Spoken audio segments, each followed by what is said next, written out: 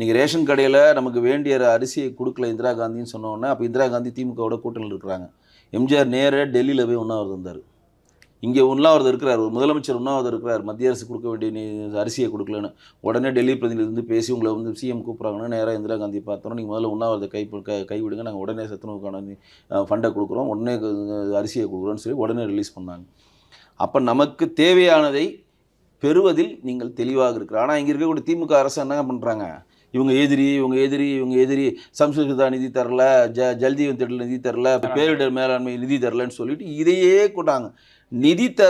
நிதி இந்த இருக்கு தரணும் தரக்கூடாதுன்னு மத்திய அரசால் முடிவு செய்ய முடியாது. நிதி ஆயோக் என்ன சொல்லுதோ அதை செயல்படுத்துவாங்க, அவ்வளோதான். நிதி ஆயோக்ல யார் இருக்கா?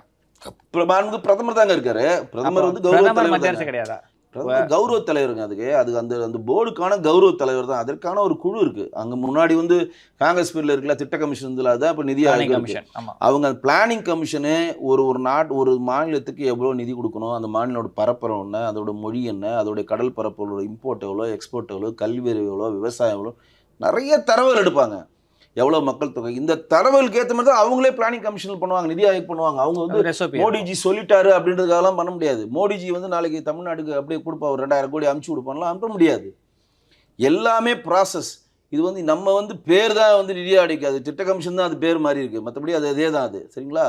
அப்போ இங்கே தமிழ்நாடு அதிகமான வருமானம். ரீசெண்ட் பில்ல நிதி ஆயோக்ல ஏதோ ஒரு விஷயத்தை வந்து அவங்க சொல்லியிருந்தாங்க, 41%லேருந்து மாற்றி 50% கொடுக்கணும்னு இருக்காங்க.